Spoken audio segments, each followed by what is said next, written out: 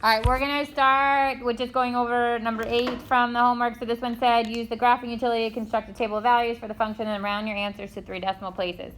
So what I want to do here is take my 2x plus 5, 2 times e, to the x plus 5, and it gave you the values here to plug in.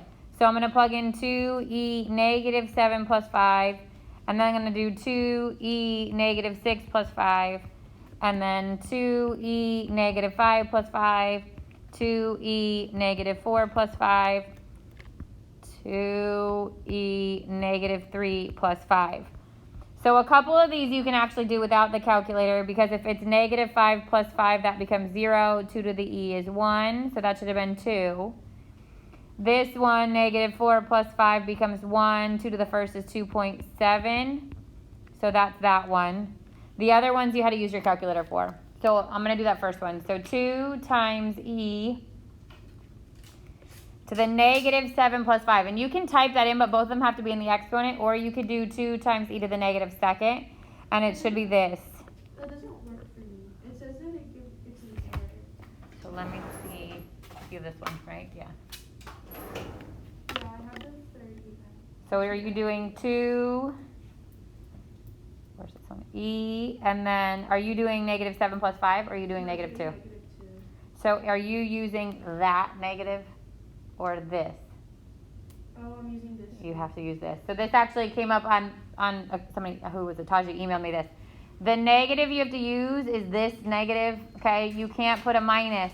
You can do, like, if it was 2 minus 3, then the minus doesn't matter, right? But if it's 2 times a negative 3, you got to pick the negative that's on the bottom there. And same goes for this one. It has to be this negative. So it's got to be the negative that's on the bottom. That makes so much sense. Yep. So now you should get it, right? Yeah. Which I'm assuming is the same thing for the last one too. You want to try it and make sure for number 9.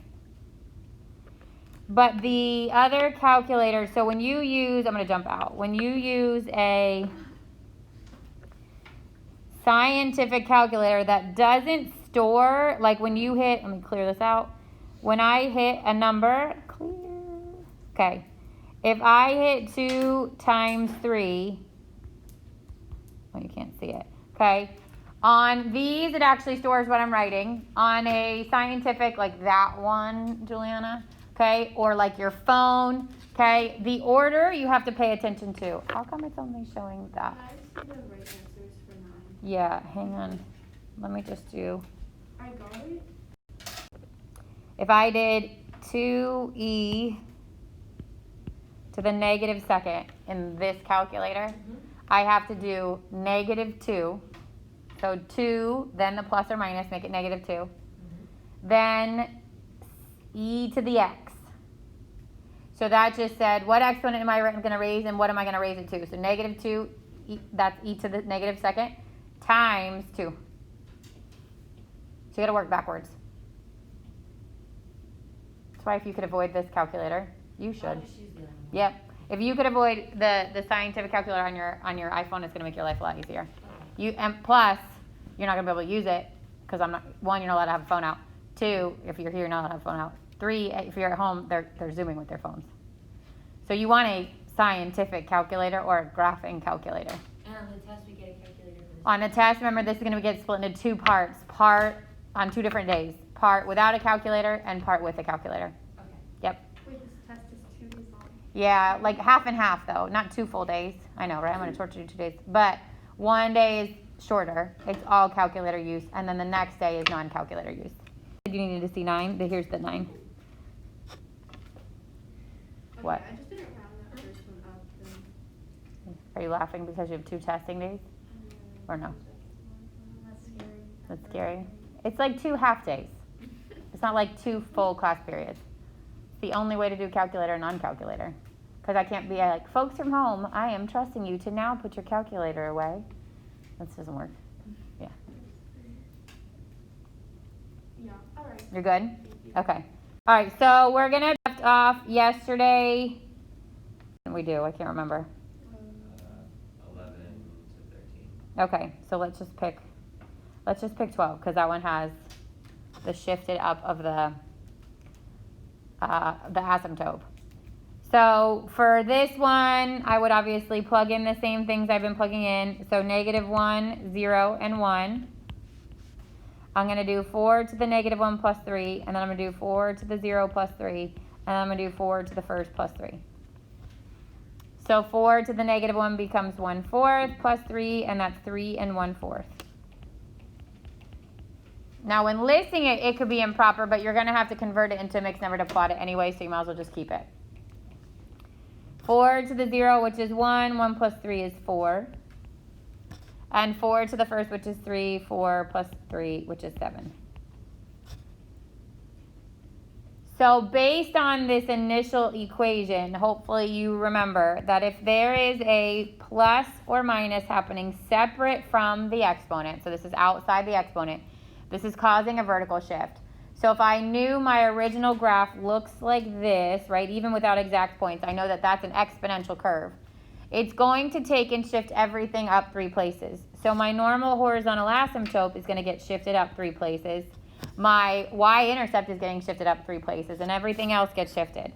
So when I go to graph it, these points, -1 and 3 and 1/4, 0, 4, and 1, 5, 6, 7, I want that shift to match. So now there's a horizontal asymptote at y equals 3, sorry. My domain is still as it's always been for exponentials, -infinity to +infinity. My range gets shifted up to 3 to +infinity. My y-intercept, which is here but also in the middle of my t-chart, is 0, 4. And then we said my horizontal asymptote is y equals 3. We actually haven't gotten to that point yet. I will let you know for sure exactly what's expected of you on those. Yeah. I would say there's likelihood you're going to do it at least once.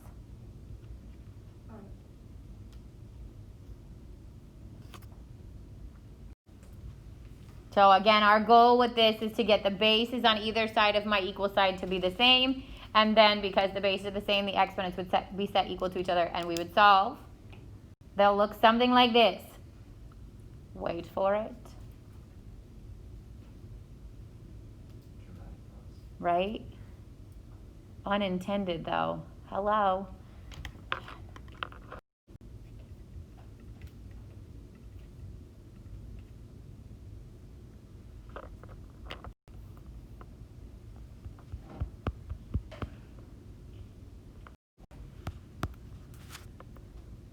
All right, so we're going to start with 15. So first of all, are the bases on either side of the equal sign the same? No. So I have to see if I can change them so that they are. Is there a way to rewrite 9 as a power of 3?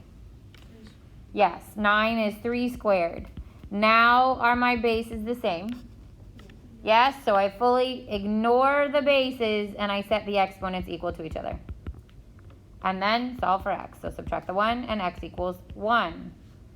The great thing about these is we can check them. If I plug in the 1 here, I'd get 3 to the 1 plus 1, which is 3 to the second, and 3 to the second equals 9.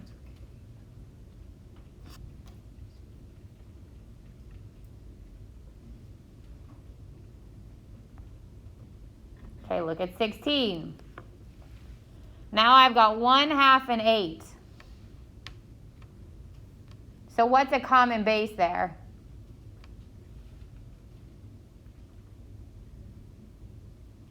It's not quite as obvious this time. 2. How do I rewrite 1/2 so that it has a base of 2?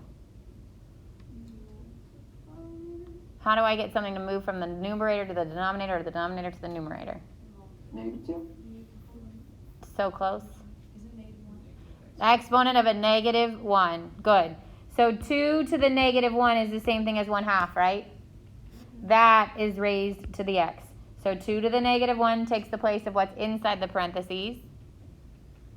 And then when we raise a power to a power, what do we do with the exponents? We multiply. So this becomes 2 to the -x. How do I change 8 to have a base of 2? 2 to the 3rd. And if it's not obvious, then break it down. This would be 2 and 4 and 2 and 2, and there's 3 2's there. Now, are my bases the same? Yep, so I set negative x equal to 3, divide or multiply by a negative 1, and x is negative 3. And we check. 1/2 to the negative 3. The negative brings the 2 to the top, so that becomes 2 to the third, and 2 to the third is 8, which is the other side of my equal sign.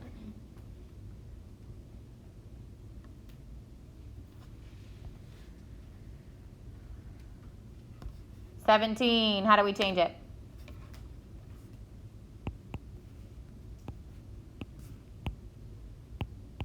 Which one do you change, the 2 or the 8? 8, how do I rewrite 8? 2 to the third. And 2 to the 2x minus 1. So the bases are now the same. I set my exponents equal to each other. So these exponents can get pretty complicated, okay? It's still the same process. Add the 1. 4 equals 2x. Divide by 2. And x is 2. Plug it into check. 2 times 2. 2 times 2 is 4. 4 minus 1 is 3. And 2 to the third is 8. So you don't have to check. Obviously, that's if you have the extra time to check. But this is not like one of those where you have to check it to rule out a root or anything like that. So for this whole thing, we're basically just finding x. Yep.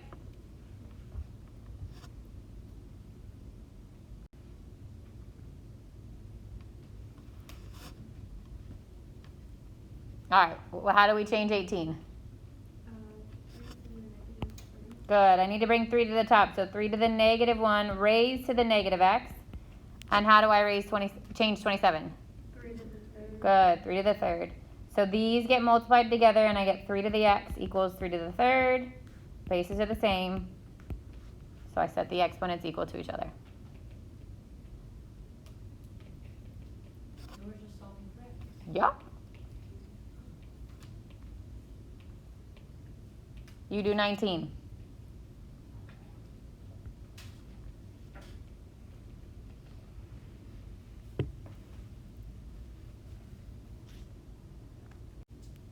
All right, so what do we do with the left side? 3 to the negative 1, right, or raised to the x, sorry. Right side? 3 to the 4. 3 to the fourth. This becomes negative x equals 4, so x equals negative 4. We good so far? Yeah? Okay. So 20, still same process, except that obviously the exponents are just getting a little bit more complicated, right? I don't change the 2 at all, but the 8 becomes what? 2 to the third. So 2 to the third raised to the x plus 6. Now that 3 goes to both because we're multiplying them. So I'd get 2 to the x plus 4 equals the 3 goes to both. 2 to the 3x plus 18. X minus 6, thank you. So now the bases are the same. I ignore the bases, set the exponents equal to each other. X plus 4 equals 3x minus 18. Solve for x. Subtract the x. And like on our homework, we just have to write what x equals, like. Yep.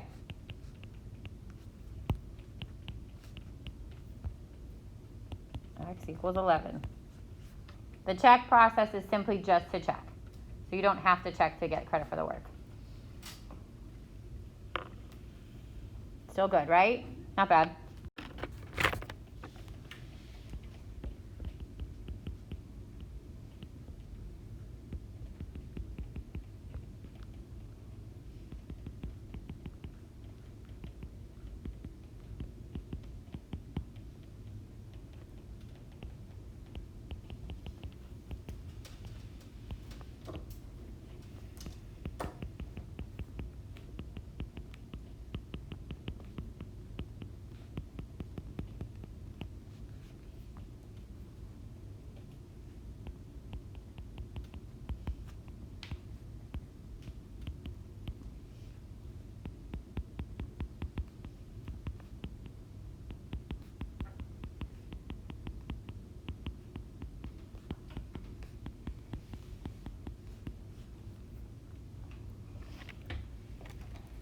All right, first one should be 0, second one 1/2, and the third one also 1/2.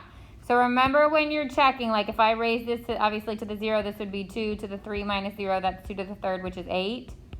When you look at this one, 5 to the 2, 1/2 plus 1, this becomes 5 to the 1 plus 1 and 5 to the second, which is 25. And then here, you would have to plug it in, e to the 1/2 times 4, that would be e to the 2 minus 1, e to the 2, did I do that right? 1/2, 2, 4, 1/2 minus 1, that's 2 minus 1, which is e to the first. Wait, what did I do wrong?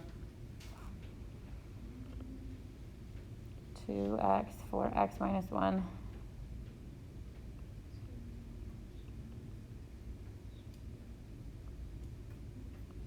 Oh, duh, there's an x over here. I have to do 2 times 1/2 there as well, and I get e to the first, okay? Everybody good? Yeah, okay. All right, then you're gonna get to a point, so like number 24, where you can't just change one side. I can't raise 9 to a power to get 27, right? So sometimes you are gonna have to change both sides. So look for that common base. If you need to do your factor tree to see it, then do it. But what's a common base between 27 and 9? 3. So 27 becomes 3 to the third raised to the 4x equals 3 to the second raised to the x plus 1. So this gets multiplied. I get 3 to the 12x equals 2 goes to both of these, 3 to the 2x plus 2. Now the bases are the same, so I set the exponents equal to each other. Subtract the 2x. Divide by 10, 2/10, which is 1/5.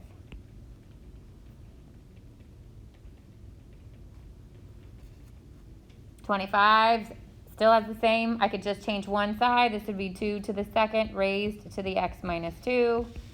2 to the 3x plus 3. 2 goes to both of these, so 2 to the 2x minus 4. 2 to the 3x plus 3. Ignore the bases. Set the exponents equal to each other. Subtract the 2x. Subtract the 3.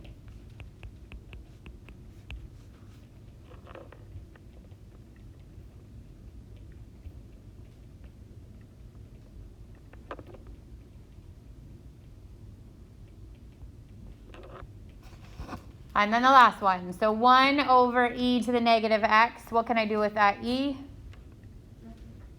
Flip it. Good. How do I bring it to the top? So it'd be e to the negative 1 inside the negative x. And then 1 over e to the second. What happens to that one? Good. E to the negative 2 raised to the x plus 1. So the 2 goes to the top but becomes negative. So because it's going to the top, it would be negative because it went to the bottom to become positive. Correct. So wherever you move, if you move it from numerator to denominator or denominator to numerator, it changes the sign. So this becomes e to the x equals, distribute, e to the negative 2x minus 2. Ignore the bases. Set the exponents equal to each other. Add the 2x. Divide by 3.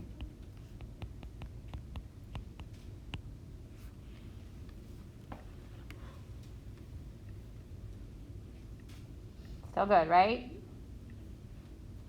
And then you could try those next slide. That's where we're going to end.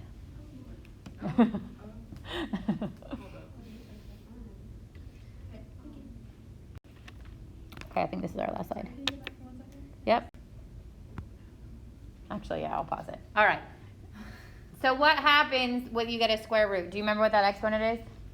Is it e to the 1?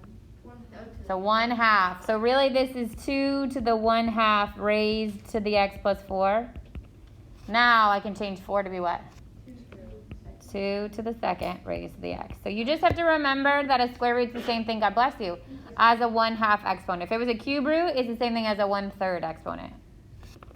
So then this gets multiplied by both. 2 1/2 x plus 2 equals, this gets multiplied, 2 to the 2x. Ignore the bases. 1/2 x plus 2 equals 2x. Subtract the 1/2.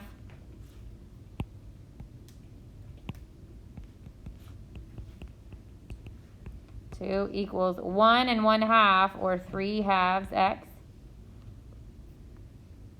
And then multiply by a 2/3 or multiply by 2 and then later divide by 3. O'Connor, report to student services. Logan O'Connor, please report to student services. Thank you. And I get x equals 4/3. I could have also, from this step, eliminated the fraction. So I can multiply everything by 2. I get x plus 4 equals 4x. Subtract the x. Divide by 3. So if you know your mistakes tend to come from the fractions, just multiply by the denominator, get rid of them.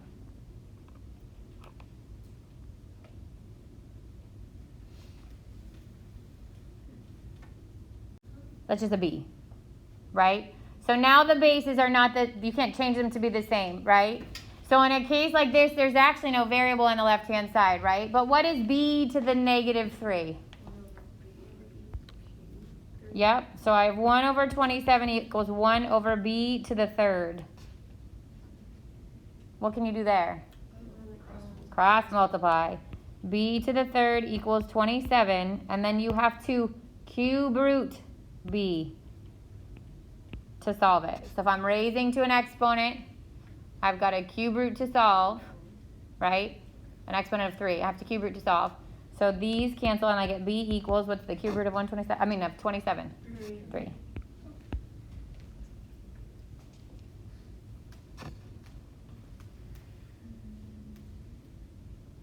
Do we remember the fractional exponents? 4 equals r to the 2/3. So again, I can't change the bases this time. How do I get rid of a 2/3 exponent? Cube root of r squared. It'd be the cube root of r squared. How do I get rid of it? Oh, multiply by 3/2. I raise it to the 3/2. You raise it to the reciprocal because the reciprocal multiplied together is going to give you 1, right? So I get 4 to the 3/2 equals r. So because we normally had a square root here, or squared here, and we are square rooting both sides with this step, we have to remember to do the plus and minus. So when you are raising it to a reciprocal, and in doing so the bottom is an even root, you have to remember to do the plus and minus. So this would be the square root of 4, which is 2 to the 3rd, but it's plus and minus, and 2 to the 3rd is 8. So our r is plus and minus 8. Okay, that's it. Remember that the homework has 2 parts. There's a PDF and there's a web sign. So make sure you put them together in one file to submit.